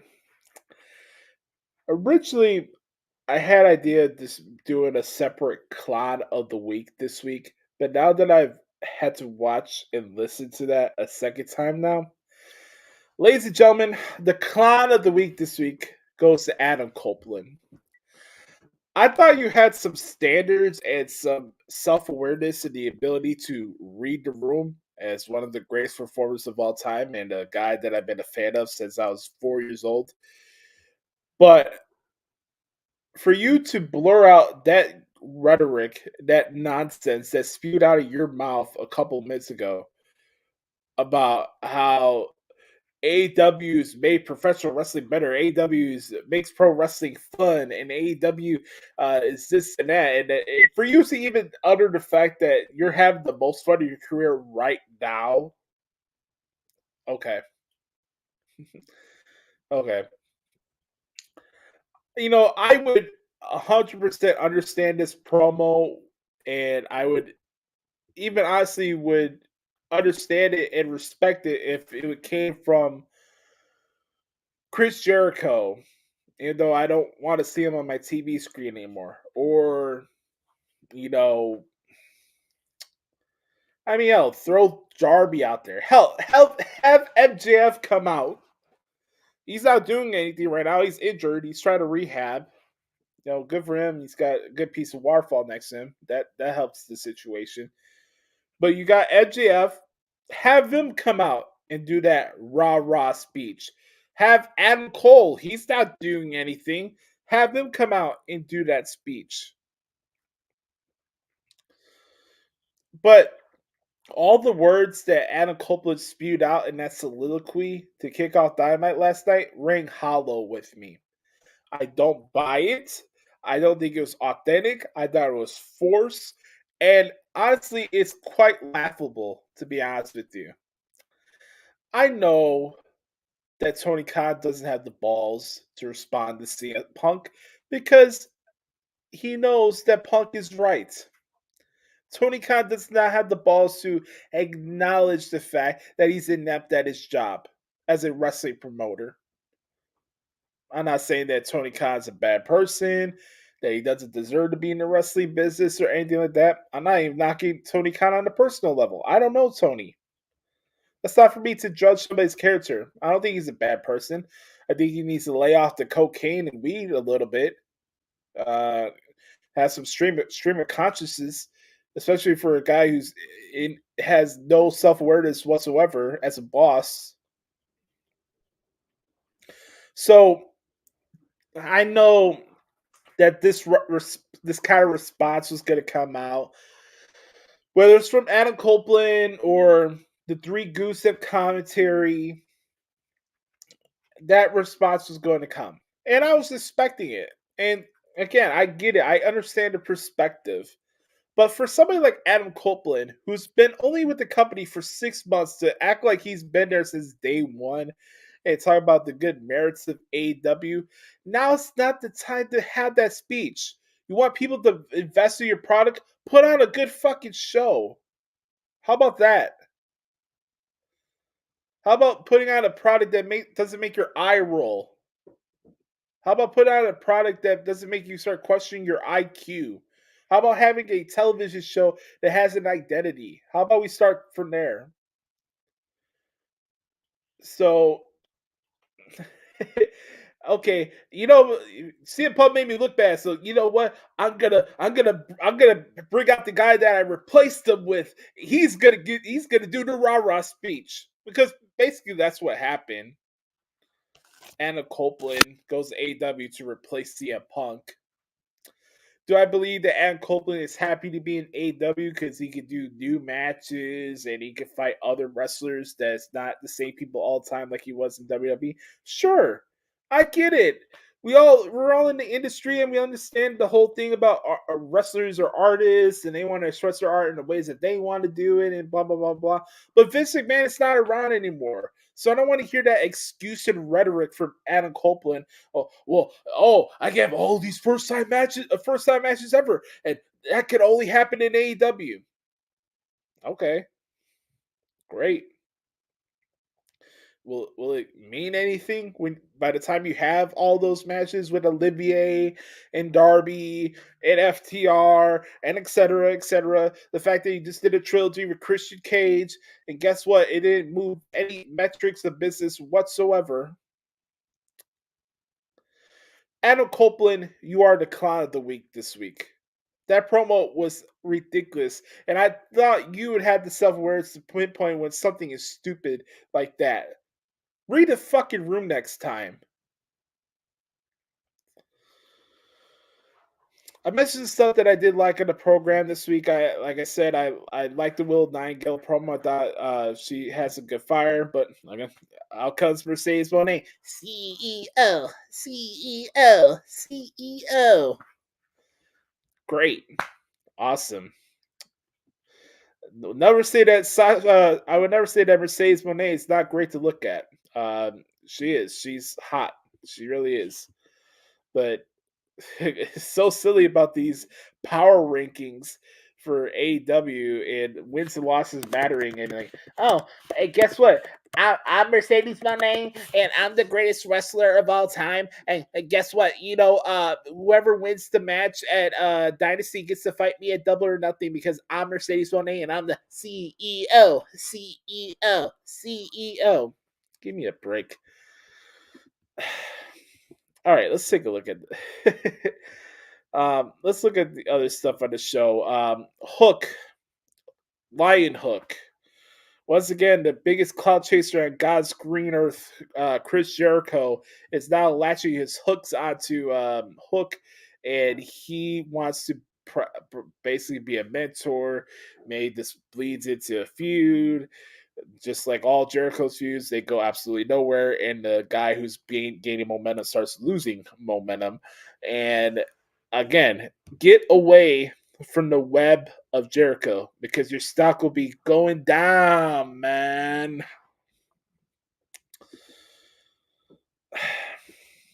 I mean, I thought Thunder Rosa and Mariah May was decent, but does anybody believe that Thunder Rosa gonna beat Toni Storm for the championship at Dynasty? I don't. I talked a little bit about the contract signing. I thought it was very good with Samoa Joe and Swerve Strickland. I thought that was very entertaining to close out the show. Also, the heel turn for Trent Beretta. I can't say that I did see that coming. He kind of has that vibe where he's kind of maybe like a douche in real life. I could see that in his facial expressions. I'm not saying that Trent Beretta's not a good person or whatever, but I can tell that he probably carries himself with a high esteem and stuff like that. Anyways, I do want to say that I thought it was cool. So again, I thought Dynamite was okay. I didn't think it was horrible. I didn't think it made me want to pull my eyes out. But that promo from Adam Copeland just was not the way to start out the show. And it again, tone deaf. That's my takeaway from that promo and that show last night. But before we wrap up this segment, like we usually do each week here on What the Hell's Wrong AEW, I ask you a question each and every single week, folks. Are you guys ready for the Excrement impression? Let's do it.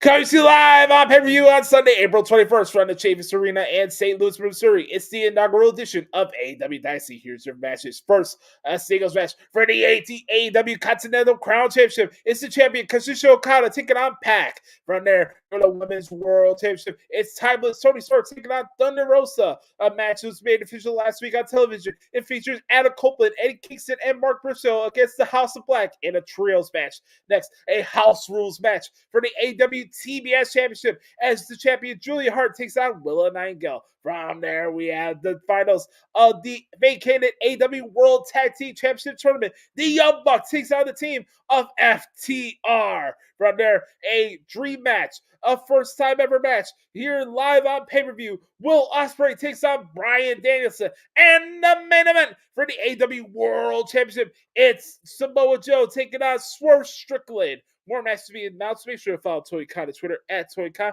Make sure to get all your tickets right now at AWTIX.com. Repeat, that's AEWTIX.com. And on that note, folks, we pose a question each and every single week, folks. You let me know. What the hell's wrong with AEW? This has been What the Hell is Wrong with AEW. What do you think?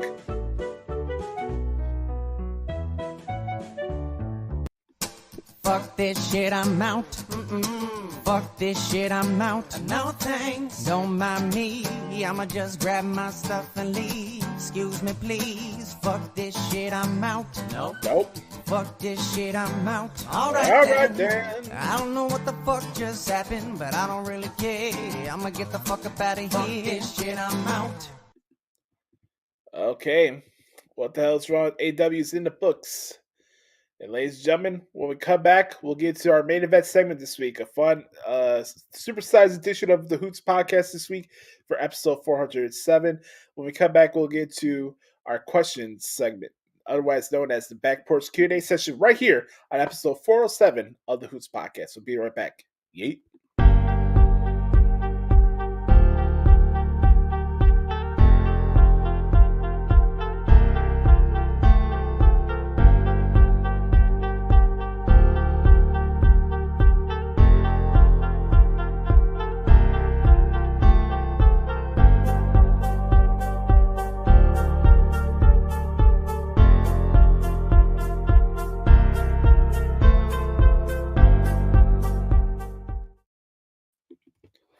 Welcome back, everybody, to the Hoots Podcast. Time for one more segment to do here on the podcast at Hoots. Our main event segment, otherwise known as the Back Porch Q&A session. As always, if you have any questions for the Back Porch Q&A session, all you have to do is hit me up at Twitter at the Hoots Podcast or the Hoots Podcast at gmail.com. With that being said, we only got a few set of questions here for the good brother Chris Zaletta at X Team Zaletta 24X on Twitter. Throw out the X here for Chris. Appreciate the support. As always, good brother. Let's see what he's got for us this week. What up, Boost? Here's some questions for the Q&A this week.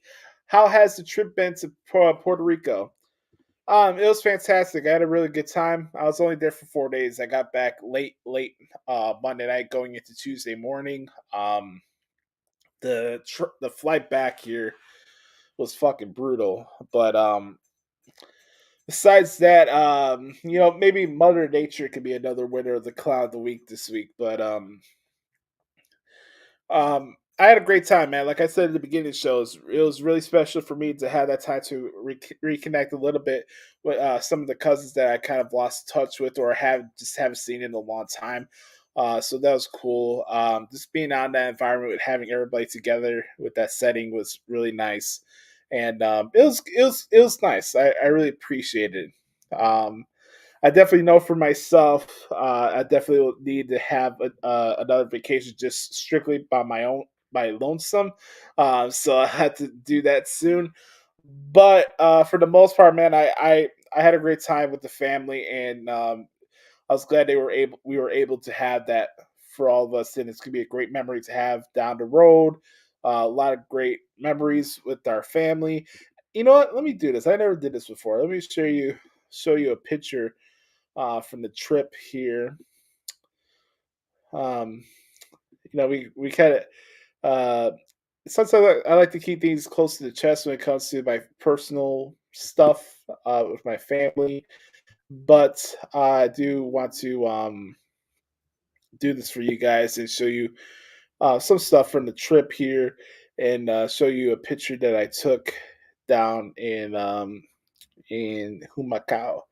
Let me find this photo for you guys. I got a couple actually I'm going to share. Just 1 second here. Okay, we got them right here. Cool. So I'm going to pull this up here. This is going to be strictly for those who are on YouTube. If you guys are listening to the audio version, you may want to go to YouTube and find this part of the show. But I am going to show here. Let me remove that, actually. We got to do this properly. We got to do this. Bam. All right. Here we go. This is my family. From my dad's side of the family. We had the Lopez family reunion. I am the oldest grandchild from my dad's side of the family. So they had me towards the end here. So you see yours truly making some progress. We're here to honor my Wello and Wella. They're down there at the bottom right there. Next to them in the middle is my youngest cousin, Layla. She just turned 6 recently. and she is a ball of energy. Some may call her a road runner. She is a she's going to be a rock star. She is a ball of energy. Then up here we got to the left hand side, got my cousin Lucas, who's 14 and about to start high school soon.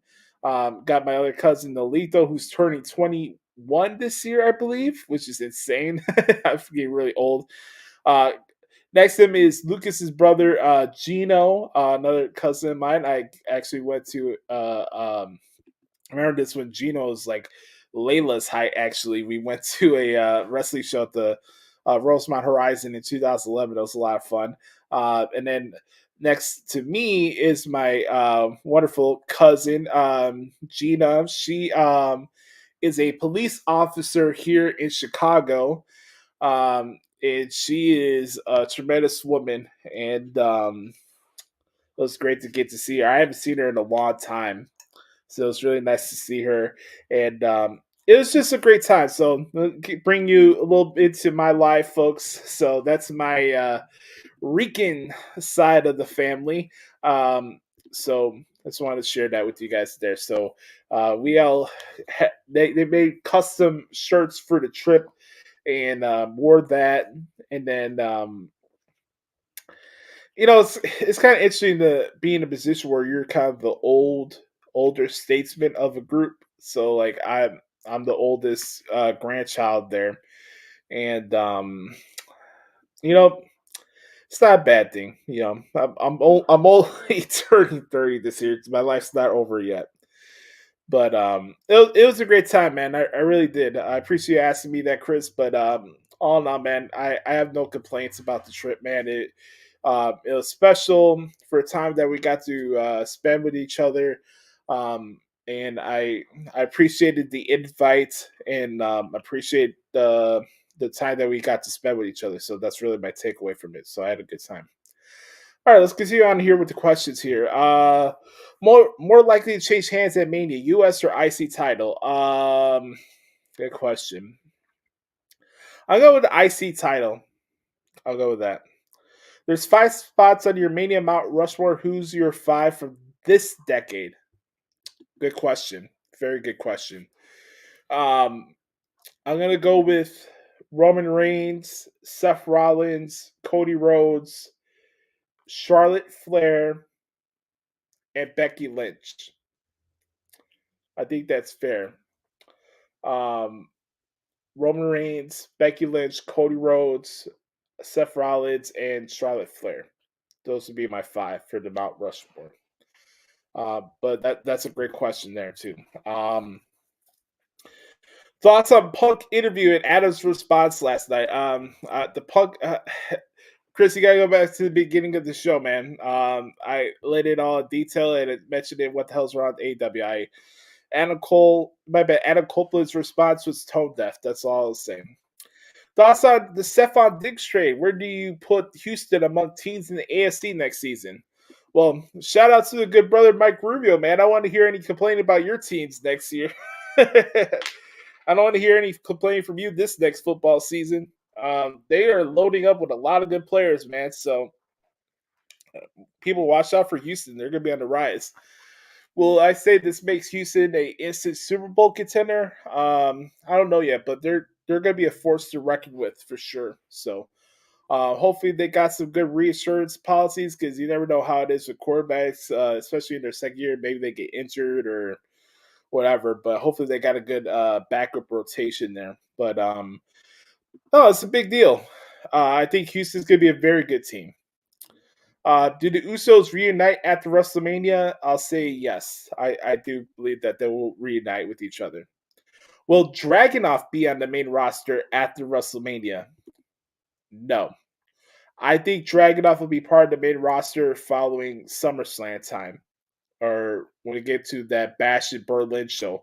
Let's say like Gunther is the main event of that show. He retains the IC title. The IC title is the main event of the Bash in Berlin show. And he wins. Out comes Ilya Dragunov at the end of the show. Or Maybe you can have Dracula pop up at the Clash of the Castle. I saw that announcement that's coming back this year. I think that's awesome. Clash of the Castle will be in Scotland this year on June 15th. I'm looking forward to it. So Clash of the Castle will be there. Let's see. Let's continue on here. Where do you think Mania will be held next year? I think it's going to be in Minnesota. That's my guess. I thought there was a chance for Vegas, but I think it'll be Minnesota. Then maybe the year after that, they'll probably go to Nashville at that new stadium that they're building for the Titans. So I'm going to go with Minnesota for sure. Does Priest cash in? I want to say yes, but I want to hold it off for the Raw after WrestleMania.